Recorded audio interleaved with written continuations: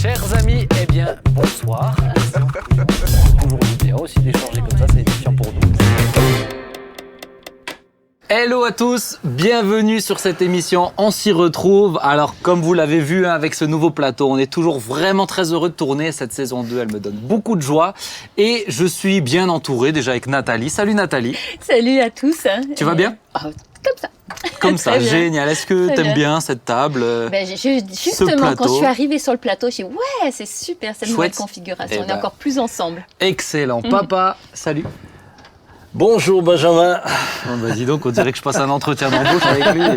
Mais oui, parce que ta table me donne ce sentiment-là. Mais non, c'est une table à manger. On rajoutera à manger quand on pourra. D'accord. T'es heureux d'être avec nous quand même ? Oui, mon fils. De m'interroger, t'es heureux ? Bon, ok, moi j'en suis très ravi. Je vais examiner votre cas. Ah, bah très heureux. Et avec moi, avec nous, et je suis très heureux, je suis avec Laurent, en chair et en os. Salut Laurent, ça va ? Salut à tous. Bon, bienvenue. Alors, c'est la première fois que tu es sur le plateau. On t'a vu pendant la première saison sur différentes thématiques, notamment philosophiques. Alors peut-être on te reverra un peu plus souvent sur le plateau puisque tu es là aussi en tant que chroniqueur. Alors est-ce que tu peux te présenter pour que les gens te connaissent un petit peu ? Non seulement ils savent que tu es prof de philo, mais qui es-tu ? J'allais justement me présenter en disant que j'étais prof de philo.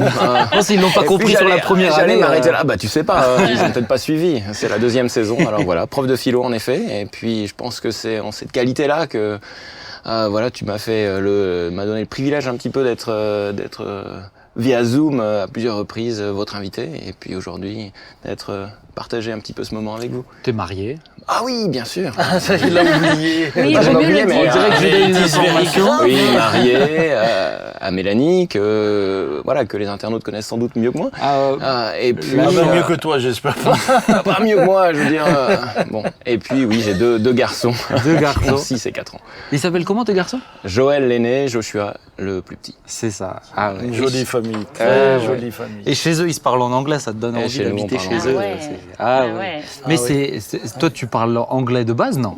Non, moi j'ai appris l'anglais, mais maintenant on peut dire qu'après 10 ans aux États-Unis, je pense que. Ah ouais. Et ton épouse est anglaise ? Elle est américaine. Elle est américaine, d'accord. Parce que même quand tu leur parles, t'as l'accent et tout. Hein. J'essaye. Ouais, je trouve. Ouais, il vaut mieux. Et t'as fait 10 ans aux États-Unis où ? Alors on était à Cleveland, ça c'est les Grands Lacs, c'est au bord du lac Erie, et puis en Floride. Ah, sympa. À Orlando. Ah, ça te plaisait ? Ah oui. Ben oui. Et tu vois, on est comme à la maison. C'est mon pays d'adoption. Ouais. C'est là-bas que je me suis converti, donc. Moi aussi, c'est un peu mon pays d'adoption. Pays qui m'est cher. Les États-Unis ? Moi, je n'avais pas vécu 10 ans, mais une année. Une année ? Oui, où ça ? dans l'État de New York. Ah bon, dommage. Hein. Et quand je suis rentrée, après un an, mes parents m'ont trouvée transformée. Transformée ? Et les Américains ne lui ont pas renouvelé le visa. C'est vrai. C'est vrai, hein ? C'est vrai. Tu vois, en plus. Comme ils sont les choses, tu vois. C'est vrai. J'avais demandé. Et ils ont pas. Et toi, tu voulais rester plus longtemps. Je voulais rester plus longtemps. Et c'est vrai, pour des raisons. Je faisais de la danse à l'époque. Et c'était pas une bonne raison. Et je pense que le Seigneur a besoin de toi en France. Voilà. Surtout que je suis repartie après en Espagne, mais. Non, mais il la voulait quelque part. Alors aujourd'hui, on va faire une nouvelle forme d'émission. C'est-à-dire qu'il n'y aura pas d'invité. Il y a personne d'autre que nous. Et dans cette saison 2, et vous qui nous suivez aussi, on fera ça de temps en temps. Je veux me laisser cette liberté de pas constamment avoir des invités pour pouvoir approfondir vraiment un sujet. Voilà, le réfléchir, le méditer. Et aujourd'hui, c'est les émotions. On va vraiment parler des émotions sous plein de formes. Et j'aimerais commencer en disant la première chose. Alors, je me suis noté pas mal de petites choses intéressantes, mais avant de vous les apporter, je sais pas, il y a un téléphone qui bip si jamais. C'est le tien. Alors peut-être coupe, tu peux le mettre en mode avion. Mais là vous avez, chers amis, là vous voyez Samuel Peter Schmidt dans toute sa splendeur. Son téléphone n'est jamais très loin de sa main. C'est le prolongement de son corps. C'est beau quand vous lui parlez et qu'il regarde son téléphone comme ça. Ah, ça fait plaisir. Chers amis, vous voyez que son iPad n'est jamais loin de sa main. C'est la prolongation. Oui, mais quand tu animeras l'émission, je te laisserai faire sans iPad. Mais alors peut-être pour commencer, comme on va parler des émotions, je voulais vous demander, est-ce que vous êtes des personnes que vous qualifieriez de sensibles, qui sentaient bien les émotions? Alors moi, je suis une femme, donc en l'occurrence, je suis c'est toi qui rentres dans les stéréotypes. Toutes les femmes ne sont pas sensibles, il y en a qui sont froides comme le roc. Hein. Quand même, d'une manière assez générale, on a une réaction aux choses, je pense, beaucoup plus immédiate. Enfin, une émotion, c'est assez immédiat. Mais moi, je trouve que je suis sensible pour répondre à ta question. C'est quoi l'émotion qui te correspond le plus ? Vous allez deviner ou pas ? C'est la joie. La joie. Ah ouais, bon, non, mais si, ça, je te l'accorde. Toi, Laurent ? Sensible, oui. Ça ne veut pas dire pour autant que j'exprime cette sensibilité, tu vois. Il y a quand même... j'ai peut-être pas forcément le... Mais non, mais tu ressens par contre. Ah oui. Ok. Et l'émotion qui te qualifierait le plus ? L'émotion qui me qualifierait le plus... C'est compliqué, ça.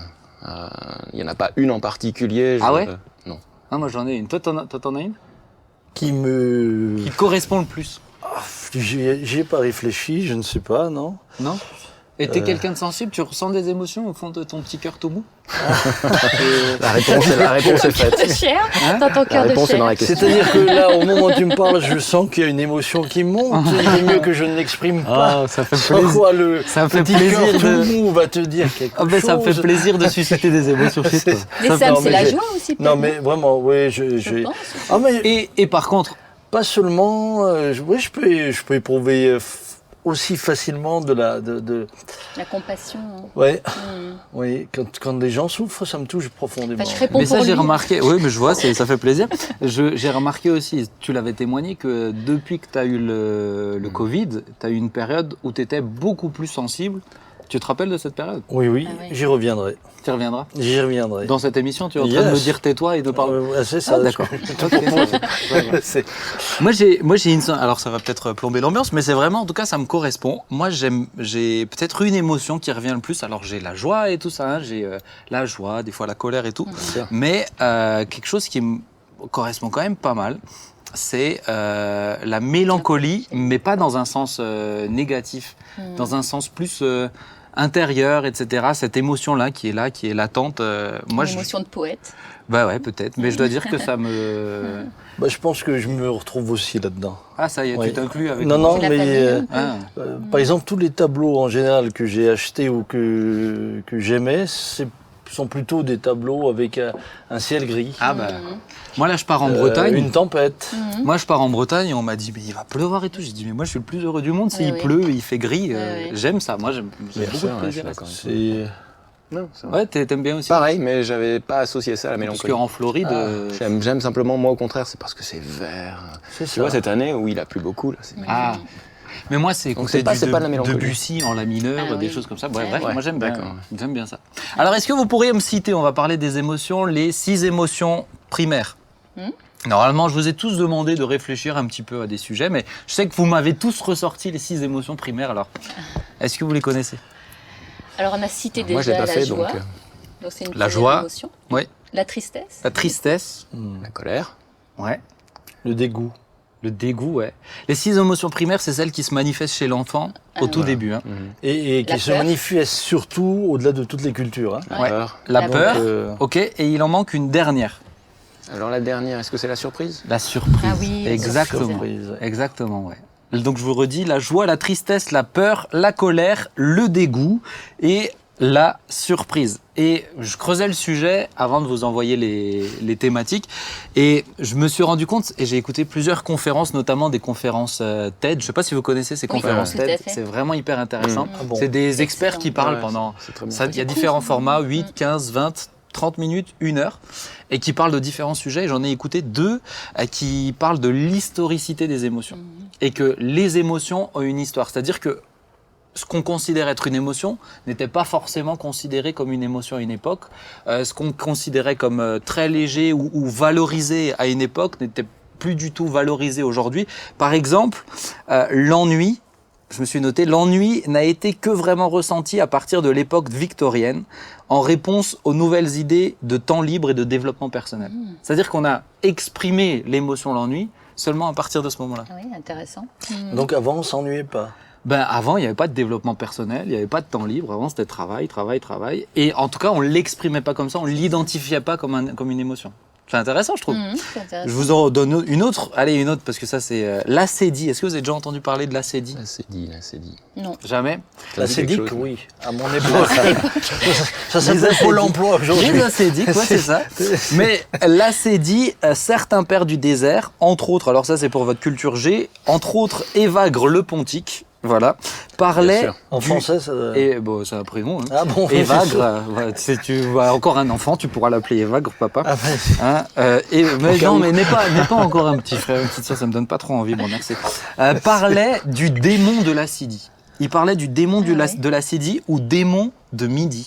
Et je trouvais ça hyper intéressant. Il pensait que celui-ci pouvait les toucher par un mal, qu'on appelait l'acédie, et qui les menait dans un état de quasi-léthargie ou oisiveté jusqu'au soir. Et en fait, c'est tout simplement le coup de barre du midi. Vous savez, eux, ils qualifiaient ça d'une émotion, et ils pensaient que c'était les démons qui leur donnaient. Intéressant, ils appelaient ça l'acédie, c'est le coup de barre du midi. Une autre que j'ai trouvée extrêmement intéressante, c'est la nostalgie. Certains sont atteints de ce genre de choses, mais on les appelle les paresseux. Ils parlent d'oisiveté, ils parlent d'oisiveté jusqu'au soir. Et la nostalgie, est-ce que vous savez que jusqu'en 1688, la nostalgie était considérée comme une maladie mortelle? On mourrait de nostalgie. Et la dernière personne à être morte de nostalgie, c'est pendant la Première Guerre mondiale, et c'est un Américain sur le sol français. Et c'était lié à l'éloignement du pays, et on mourait de nostalgie. Mais je crois qu'on peut mourir encore aujourd'hui de nostalgie. Aujourd'hui, on le qualifie plus comme ça, parce qu'avec le monde village, aujourd'hui, le monde est un village, et on se déplace beaucoup plus facilement, et le contact est beaucoup plus facile. Mais à cette époque-là, et ça a commencé avec un jeune homme à Bâle, qui est mort alors qu'il habitait à 160 km de là. C'est fou, hein. C'est fou, ça. C'est fou. Et donc la nostalgie était considérée comme une maladie.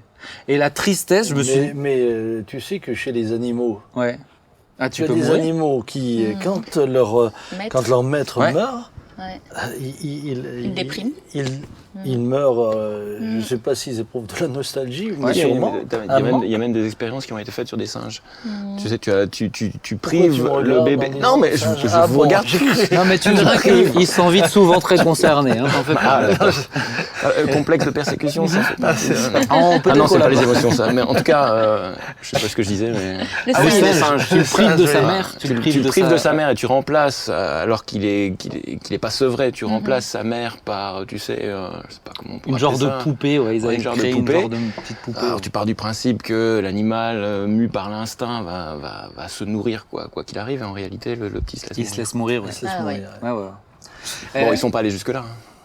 Je vous en donne une autre, mais pour montrer que dans l'histoire et dans les cultures, là je n'osais même pas parler des cultures, mais ça change en fait. Et je trouve ça très intéressant parce que ça dit aussi que dans notre contexte, il y a eu des évolutions. Et la tristesse, par exemple, au XVIe siècle, c'était l'émotion qui était à la mode. Et on encourageait à entretenir la tristesse. Aujourd'hui, chez nous, c'est le bonheur absolument, tout le temps, l'épanouissement, etc. Et à ce moment-là, on encourageait la tristesse. Certains auteurs prescrivaient même de tous les jours écrire les sujets qui rendent les personnes tristes, les frustrations, etc. Pourquoi ?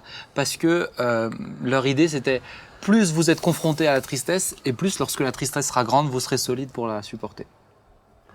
Ça, donc l'émotion à la mode, 16e siècle, c'était la tristesse. Mais juste encore un mot au sujet des animaux. Vas-y, reviens. Je reviens en arrière un tout petit peu parce que je me dis, on ne peut pas parler des animaux qui pourraient mourir de nostalgie, mais sans parler des humains qui meurent de nostalgie.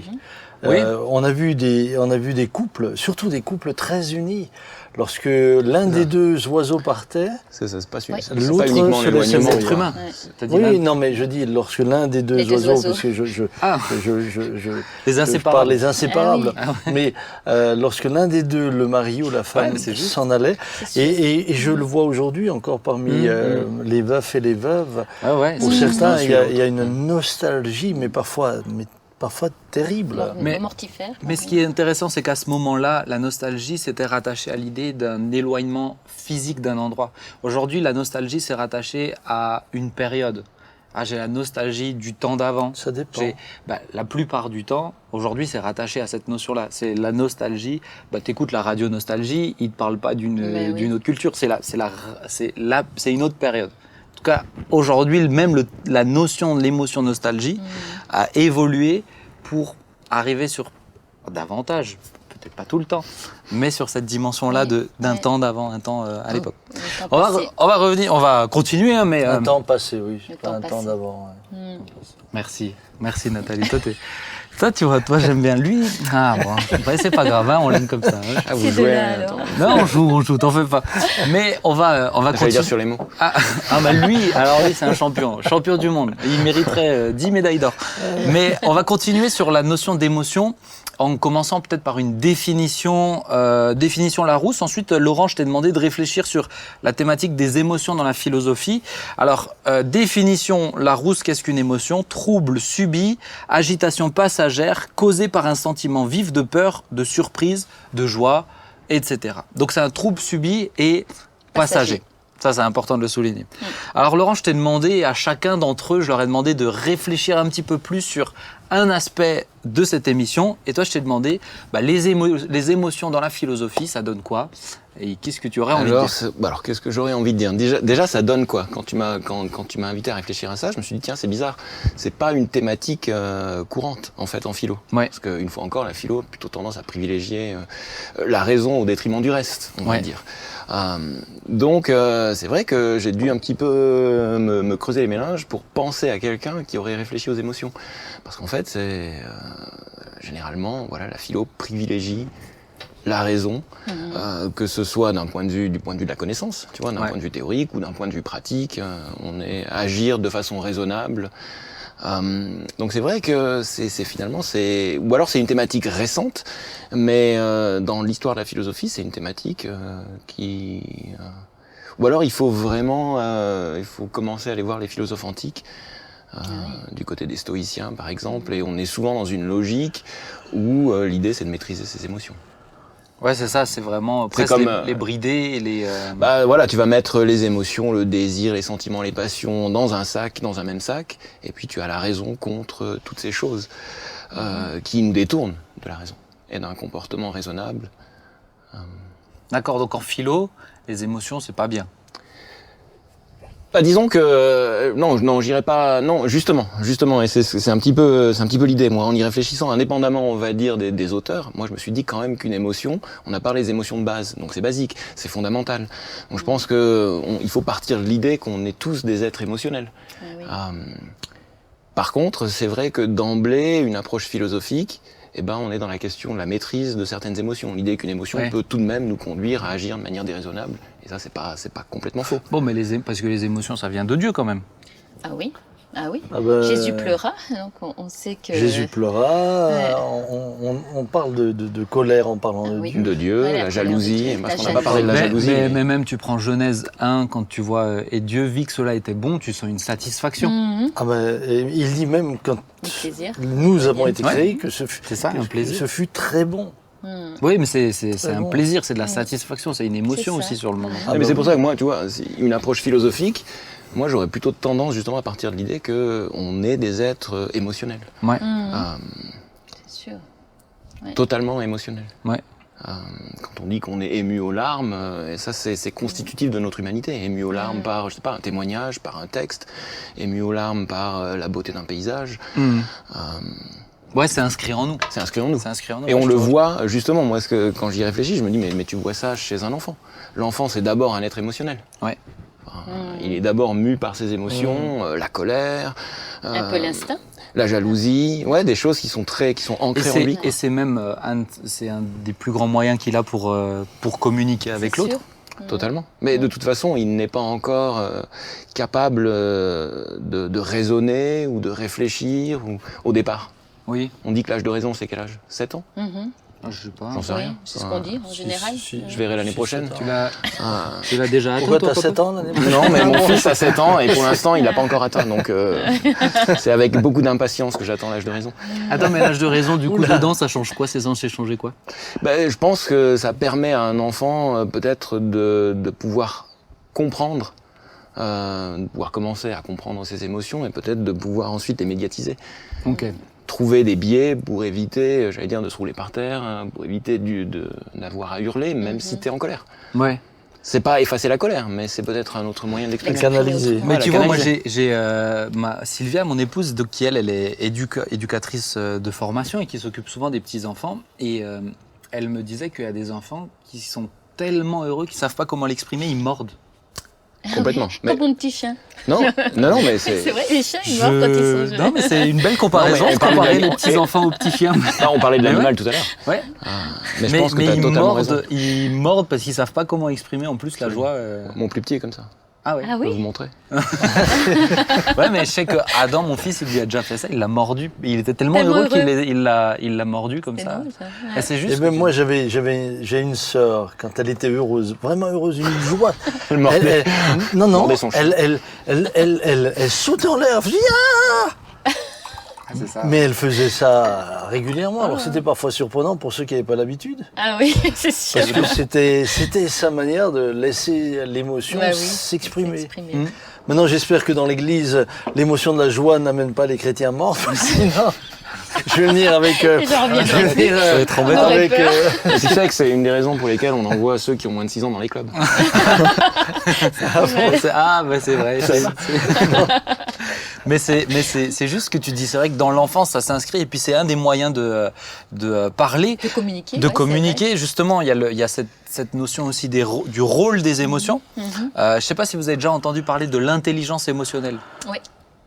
L'intelligence émotionnelle qui est, et en creusant encore une fois cette émission, c'est vraiment à la mode, particulièrement dans les entreprises, où il y a des formations pour développer l'intelligence émotionnelle, c'est-à-dire la capacité de prendre en compte et d'utiliser les émotions pour un but. Et il y a le QI, et le quotient intellectuel, et il y a le QE, c'est ce quotient émotionnel, c'est cette capacité à ressentir. J'ai lu un bouquin sur ça, c'est vraiment intéressant, mais ça ferait presque un peu peur parce qu'on est dans, enfin c'est du calcul, hein, c'est de la manipulation, c'est du management, du leadership, et où ils disent mais il faut savoir gérer ses émotions, mais utiliser les émotions des autres, les prendre en compte. Ouais. Et c'est vrai que d'un côté, il y a quelque chose de très sain aussi quand même, c'est d'être capable de prendre en compte les émotions des autres pour avancer pour construire ensemble. Ouais. Je pense que c'est important aussi. Quand tu regardes les 12 disciples qui étaient autour de Jésus, tu as quand même des expressions totalement différentes de l'émotion qu'il pouvait avoir entre un Pierre qui était quand même plutôt un colérique. Hein. Ouais. Lui, il coupait les oreilles d'abord, il réfléchissait après si c'était un Jean qui était les fils du tonnerre. Un Jean qui exprimait son affection en mettant la tête sur la poitrine, etc. C'était plus de mélancolique, lui. C'était plus posé. Non, ouais, mais donc on voit que Jésus s'est aussi entouré de personnes. Il a dû changer, Jean, il a dû changer, hein. Parce que justement, il faisait partie des fils du tonnerre. Ouais, c'est ça. Ouais, c'est vrai. Donc la conversion a dû le changer. Mais c'était le côté doux du tonnerre. Mais ça, c'est intéressant que la conversion peut changer. Ah, mais ça nous fait évoluer. Ah, mais la conversion, regardez Moïse avant sa rencontre avec Dieu et Moïse après. Il est dit de lui qu'il n'y avait pas un homme aussi doux que lui sur la surface de la terre, alors qu'il a quand même tué un Égyptien. C'est pas le trait. Ce qui ne l'empêche pas de se mettre en colère. Et l'une des raisons pour lesquelles en fait il n'entre pas en Terre Sainte, dans le pays de Canaan, c'est parce qu'il s'est mis en colère. Enfin, c'est parce que tu sais, il est allé, il a été un peu impulsif et il a frappé la source. D'ailleurs, on peut être étonné. Donc en fait, cette colère, elle reste. Tu vois, ça prouve une fois encore que l'émotion, elle est fondamentale et que même transformée. Être transformé, ça ne veut pas dire... Ça n'enlève en rien le fait que les émotions doivent être gérées, même en étant transformées. Mais c'est intéressant, ça, ce que tu viens de dire, parce que vous avez deux colères chez Moïse qui sont remarquables. La première, lorsqu'il brise les tables, et qu'il brise quand même les tables que Dieu lui a données, il les brise. Et qui est une bonne colère. Et jamais Dieu ne lui reproche, jamais. Mais c'est quand, au lieu d'agir comme Dieu le lui a dit, qu'il agit sous l'effet de la colère autrement, qu'il ne rentrera pas. Et là, je me suis dit, sans faire de digression avec l'émission, mais je me dis, plus tu connais Dieu, plus, je dirais, le jugement de Dieu c'est ça. est sévère. Mais oui, c'est vrai. Complètement. Oui, mais même plus tu connais Dieu et plus ses émotions sont en accord avec ce que Dieu veut. Il y a quand même un moment donné où c'est une sainte colère, c'est ce que tu as dit, il y a de la colère. Dieu condamne pas la colère. Non. Il dit quand vous vous mettez en colère, ne péchez pas. Oui. Donc c'est qu'est-ce qu'on en fait de cette colère. C'est ça. Quand on prend même le fruit de l'esprit, etc., il y a cette dimension, en fait, je pense, qui fait que ces émotions, elles restent tout en étant croyants, mais par contre en étant alignées avec la réaction que Dieu aurait. avec la réaction que Jésus aurait. Et d'ailleurs, je pense, tu sais, tu as le miracle, je crois que c'est l'homme qui avait une main paralysée. Et que Jésus guérit le jour du sabbat. Oui, c'est ça. Et ben dans un des 3 évangiles synoptiques, je sais plus lequel, je crois que c'est Luc, mais c'est dit Jésus était rempli de colère. Ah oui. Et dans un autre, ils te disent que c'est les pharisiens qui eux étaient furieux et que c'est là qu'ils commencent à dire comment on va faire pour le. Et quand il chasse les vendeurs du temple. Ouais, ou quand il chasse les vendeurs. Bon, ça, c'est la scène la plus connue. Mais c'est de la colère, et de la colère qui est légitime. C'est de la colère, mais c'est une colère, là quand tu disais la manière. Ouais, c'est ça, exactement. C'est une colère. Dans Jean, c'est clair qu'on a l'impression que c'est réfléchi. En fait. Ouais. Et justement, Jean, je crois que c'est Jean chapitre 2. Ouais. Tu voulais faire la transition je t'ai demandé de réfléchir sur le rôle, mais tu vois, je te vois prendre les devants, c'est beau. Je t'ai demandé de réfléchir sur quel est le rôle des émotions, alors qu'est-ce que tu aurais envie de dire ? Réflexion. Merci de me l'avoir posé. Avec plaisir, je me suis dit, c'est bien que tu l'amènes toi. Oui, parce que j'ai donc réfléchi à cela. Et effectivement, les émotions sont très utiles parce qu'elles vont beaucoup plus vite, justement, que les actions. Elles vont beaucoup plus vite que la pensée. Et on se rend compte qu'elles peuvent être utiles en tant qu'alerte. Elles peuvent nous donner, je l'ai dit avec un jeu de mots, c'est s'émouvoir pour se mouvoir. En fait, elles sont, c'est joli, n'est-ce pas ? C'est joli, nous te citerons. Non, mais tu sais que dans émouvoir et émotion, il y a motion. C'est ça la mouvement. Même étymologiquement, le mot lui-même signifie mouvement. C'est ça. Et c'est vrai que les émotions produisent une réaction. Donc il y a un côté dynamique dans les émotions qui sont, comme elles sont beaucoup plus rapides que la pensée, elles permettent en fait de savoir comment le monde qui nous entoure en fait nous impacte. Ouais. Alors il y a cette idée de passager justement, mais elles vont permettre soit de faire un choix, de réfléchir. Bon, je pense à la peur qui peut nous alerter d'un danger, par exemple. Là, c'est une émotion vraiment intéressante et qui nous protège. Voilà. Après, c'est vrai, il y a... y a des moments où la peur peut te paralyser. Justement, il y a des moments. Elle a plusieurs, mais ça c'est vrai ce que tu dis. Il y a des moments. Et ce qui est vraiment intéressant avec les émotions, c'est que elles décrivent aussi notre état intérieur. Parce que parfois, on peut être surpris par une émotion qui vient nous immerger comme ça, nous submerger plutôt, et on se rend compte, tiens, mais je suis vraiment comme ça. Ouais. Et ça nous permet de faire un travail sur nous après. Mais ce que tu dis là qui m'intéresse, c'est vrai que quand on y réfléchit, on peut avoir beaucoup de choses dans notre tête et on le sait, mais on n'arrive pas à passer le cap de prendre la décision. Mais c'est quand on le ressent même dans des émotions que ça nous donne la force, l'élan de dire il faut... regarde, je te donne un exemple tout bête. On sait qu'il y a plein d'enfants qui sont en malnutrition dans le monde, mais ça fait pas passer le cap de je vais faire un geste, donner de l'argent, et tu passes une vidéo d'enfant, t'es ému, t'es touché dans tes émotions, et ça te donne la capacité de te mettre en mouvement aussi. C'est juste c'est ce une que dynamique. Tu dis. Ouais. Et puis alors, évidemment, pour rebondir par rapport aux émotions négatives, positives, il y a un verset dans la Bible que je vais citer comme ça, mais c'est vrai qu'il y a la tristesse selon Dieu qui, elle, nous permet d'aller à la repentance. Ouais. Une repentance où on ne se repent jamais. Mais il est dit dans la parole de Dieu, il y a une tristesse selon le monde qui mène à la mort. Donc, c'est là où les émotions peuvent être destructrices aussi. Il y a un côté positif, il y a un côté négatif. Donc, ce que Sam a peut-être voulu dire aussi par rapport à la peur, il y a des fois la peur nous rend stériles, nous immobilise. Et au lieu peut-être d'entrer dans sa destinée, ou de prendre des responsabilités, on va au contraire être dans l'immobilisme. Et ne pas, parce qu'on a peur, par exemple. Mais dans toutes les émotions, il y a des positifs et négatifs. Et des choix faits parfois sous l'effet unique de l'émotion ne sont pas toujours pertinents. D'où l'importance de les raisonner, comme tu le disais aussi. Si tant est que ce soit possible. C'est ça le problème, c'est que l'émotion, en fait, c'est, comme tu disais, je crois que j'ai la définition, mais c'est un mot, quelque chose de un trouble, trouble subi, agitation passagère. Subi au sens c'est subitement que cette émotion nous submerge.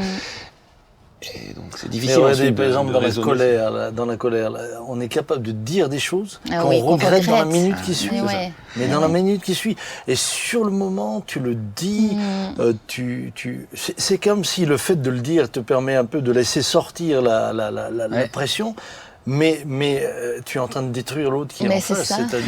Et d'où l'importance d'être en communion avec Dieu est de plus en plus en communion avec Dieu pour que petit à petit, ces réactions presque instinctives, elles soient à l'image de ce que Dieu aurait fait. Oui, selon la volonté de Dieu, Selon la c'est volonté ce que tu de Dieu, disais. C'est sûr que le moment, l'instant T, les émotions, il y a pas de calcul dedans. Tu les ressens. C'est après comment tu les contiens. Mais il faut savoir. Alors comment tu les contiens et puis ensuite comment tu vas les gérer, puisque il est dit que le soleil ne se couche pas sur ta colère. C'est-à-dire que cette émotion peut t'amener à te coucher sur cette colère et à rentrer dans devenir de l'amertume, une alimentation, de l'amertume, et donc que le soleil se couche pas sur ta colère. C'est pour ça que je dors avec la lumière allumée. C'est horrible, ça va. Je vous rassure, il n'est pas beaucoup en colère. Il fallait que je vous déride un peu, mais c'est essentiel. Parce que c'est vrai, quand tu parles du rôle des émotions, moi j'ai le sentiment dans ce que tu dis que les émotions, en fait, elles nous ramènent à notre humanité. Ouais. Tu vois, l'homme naturel. Voilà, l'homme naturel. Et c'est donc le travail que tu dois faire ensuite, c'est parce que justement, si tu te mets en colère, tu regrettes de l'avoir fait. Mais elle nous ramène à notre humanité. Et justement, quand on devient chrétien, enfin moi, ça a été assez flagrant parce que avant ma conversion, j'avais une émotion d'insatisfaction. J'étais insatisfaite. Et à partir du moment où je me suis tournée vers Dieu, où j'ai donné mon cœur au Seigneur, et là, j'avais une plénitude, au contraire. Et ça a changé mes émotions. Je ne réagissais plus du tout aux gens de la même manière, ni au monde qui m'entourait de la même manière. Donc c'est une vraie transformation aussi des émotions avec le Seigneur. Mais je suis d'accord avec toi, Même s'il y a des moments où il faut quand même être capable de... Oui, et tout en faisant attention, parce que, comme vous l'avez cité tout à l'heure, et je crois que c'est important d'en prendre conscience. Les émotions nous rendent aussi très manipulables. Ah oui. Tu l'as dit tout à l'heure, et avec un exemple très je veux dire qu'on retrouve constamment, on veut nous faire donner de l'argent, on nous émeut. Et on nous émeut avec des photos d'eux. Donc on est manipulable. L'histoire l'histoire du renard et du corbeau, la flatterie, déclenche une émotion, c'est la joie, la fierté, on n'en peut plus. Et on lâche le fromage. Et vous avez des personnes qui sont extrêmement douées pour repérer les émotions qui vous font finalement. C'est ce qu'on a. L'intelligence émotionnelle. C'est ce qu'ils ont découvert dans l'intelligence émotionnelle. Alors, ce que j'ai aussi trouvé intéressant à ce niveau-là, au niveau de la direction, c'est qu'aujourd'hui, avant, on cherchait les QI les plus élevés. Aujourd'hui, on cherche plutôt les quotients émotionnels les plus élevés. Pourquoi ? Parce que on s'est rendu compte que les gens qui avaient les QI les plus élevés, s'ils n'avaient pas un quotient émotionnel qui suivait, étaient rapidement des personnes qui pouvaient tomber dans le découragement et la tristesse. Alors, ils ont préféré avoir des gens avec un quotient émotionnel plus fort, un QI peut-être moins fort, élevé, mais qui étaient aussi capables de travailler en équipe et de mieux encaisser. Oui, parce que non seulement ils peuvent tomber dans le découragement, mais ils peuvent tomber aussi dans l'autoritarisme. Et mettre de la pression, moi c'est facile pour moi, vous me suivez tous. Il ne prend pas en compte ce que les autres ressentent. Et je pense que c'est important, et c'est vrai que il y a une progression dedans, mais il y a un danger. Il y a toujours le revers de la médaille, je suis assez d'accord. J'ai trouvé aussi dans la parole de Dieu un verset qui m'a toujours intriguée. C'est ce verset qui dit que, en fait, la joie est un bon remède pour le cœur. Et un esprit abattu dessèche les os. Donc là, on est dans le physique. C'est que les émotions peuvent aussi influer sur notre état physique. Ça, c'est clair. Et ça, je sais que les médecins disent facilement « Ah, mais si vous avez un bon moral, vous allez guérir plus facilement. » Et là, ce verset, il parle de remède. C'est juste. Mais les émotions, justement, les émotions produisent des réactions. Quand tu te mets en colère. C'est ça. Totalement. Celui qui est en face, en général, il va le voir. Tu deviens rouge. Ou quand t'es affligé, ça se traduit, contrairement au sentiment qui ne se voit pas, l'émotion va amener une transcription physique et extérieure à celui qui est en face. Justement, j'aimerais arriver sur cette dernière partie parce qu'il y a des difficultés, on l'a bien vu, liées aux émotions quand elles ne sont pas maîtrisées, et on va revenir dessus. Mais les émotions, c'est un moyen, et on l'a dit particulièrement pour les enfants, c'est un moyen de communication. Tu l'as dit, tu es en colère, on voit que tu es en colère. C'est à l'autre aussi de le prendre en compte. Maintenant, il y a beaucoup de personnes qui disent « mais moi, je ressens rien ». J'ai plus d'émotion. Et ça arrive quand même assez souvent. Et j'aimerais qu'on puisse, je t'ai demandé à toi de réfléchir dessus, papa. Donc j'aimerais que tu puisses nous donner la réponse. C'était quoi le sujet? Mais comment faire quand on ne émotions. ressent plus quelque chose? Je pense encore là à quelques personnes qui me le disent actuellement. Je ressens rien. Comment faire?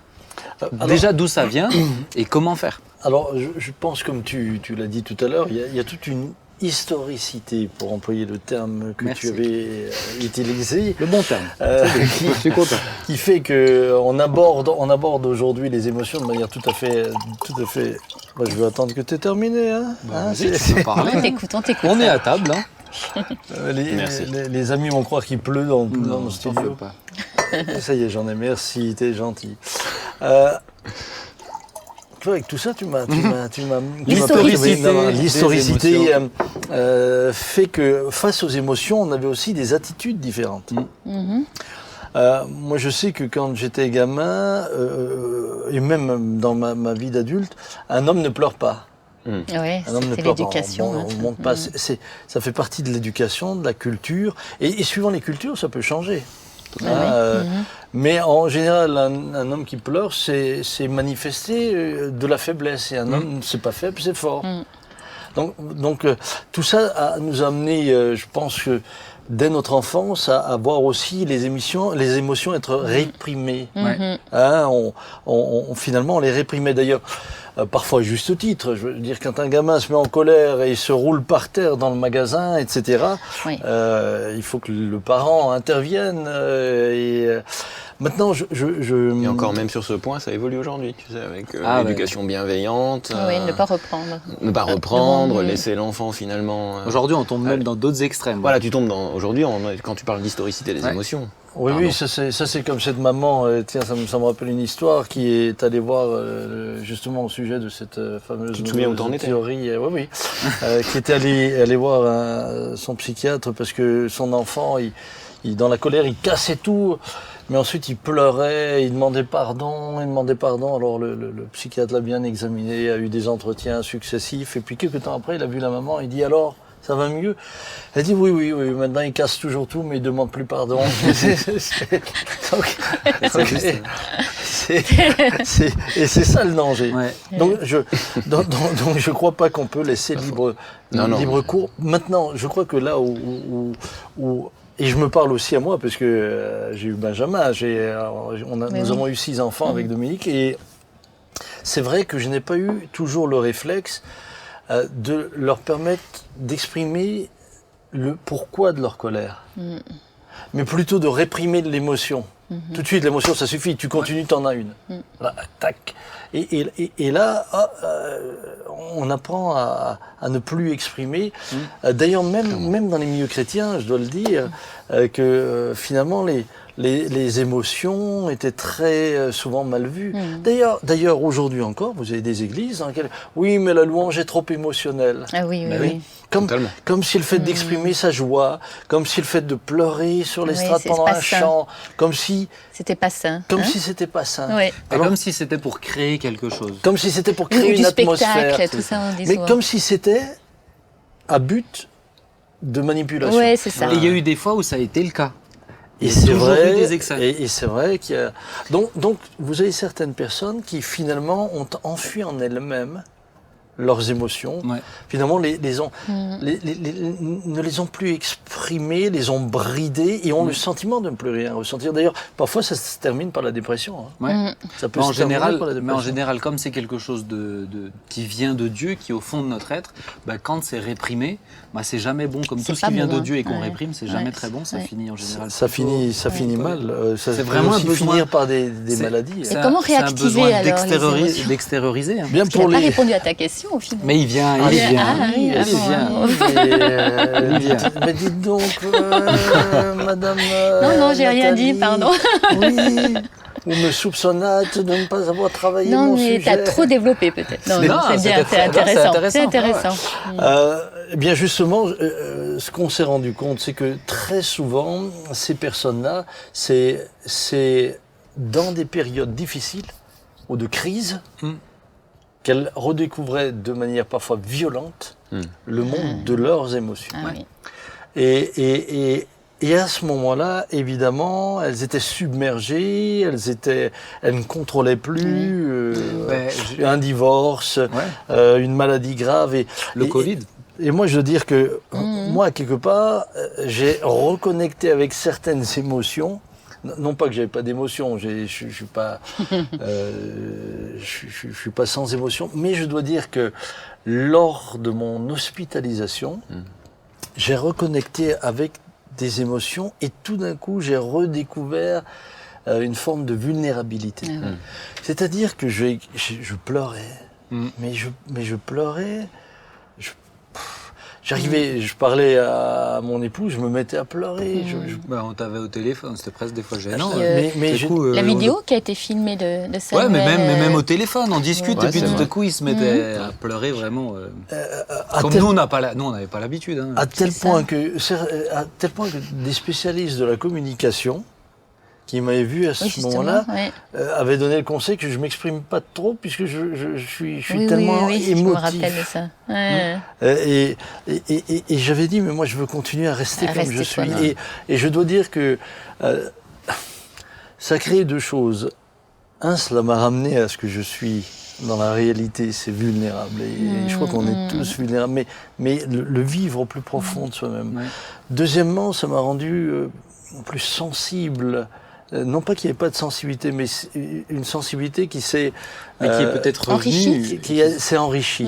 Ou alors qui s'est approfondie, en tout cas. Ça, La troisième des choses, et j'ai dit au Seigneur, je l'ai exprimé dernièrement dans une prédication, c'est comme si j'avais l'impression, le sentiment que mon cœur devenait d'un cœur de pierre à un cœur de chair. Alors, c'est qu'une image, hein. J'avais pas un cœur de pierre avant, ils n'ont pas connu un père avec un cœur de... Continue ça, avec un cœur de pamplemousse. Il est en face de toi. Apparemment, c'est une image. Non, mais pour témoigner, parce que moi, je t'ai quand même vu plus, avant la période du Covid, je t'ai quand même vu plus souvent pleurer sur l'estrade, dans des temps d'adoration, qu'à nulle part ailleurs. J'ai pas un souvenir où je t'ai vu pleurer ailleurs que dans un temps d'adoration. Mais c'est vrai, et c'est vrai que dans la communion avec Dieu, là, j'étais beaucoup plus, mes émotions se manifestaient beaucoup plus. Et ce que je ressens aujourd'hui, c'est que je voudrais surtout pas retourner en arrière. Évidemment, je suis heureux d'arriver à faire aujourd'hui 10 phrases sans pleurer, mais on est heureux aussi. Hein. mais je voudrais pas retourner en arrière. Et je crois que il est important de comprendre nos émotions et d'où elles viennent.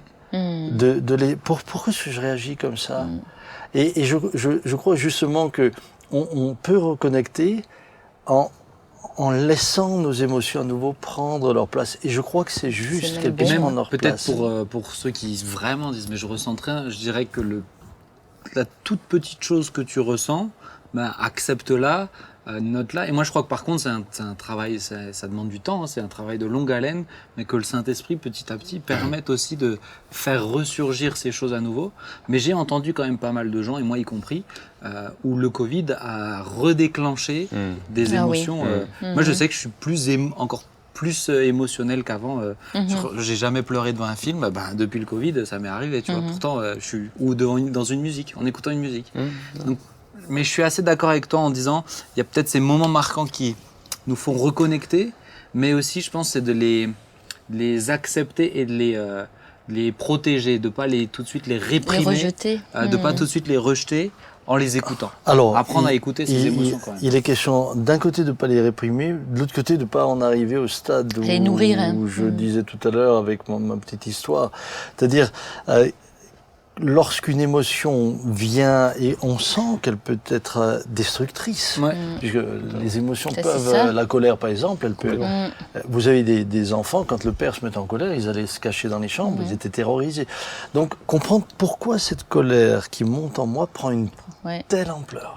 Pourquoi? Ça permet l'analyse. Hein. C'est pas une question de passer du temps dans l'introspection, mais plutôt de se dire, Seigneur, je viens devant toi. C'est ça.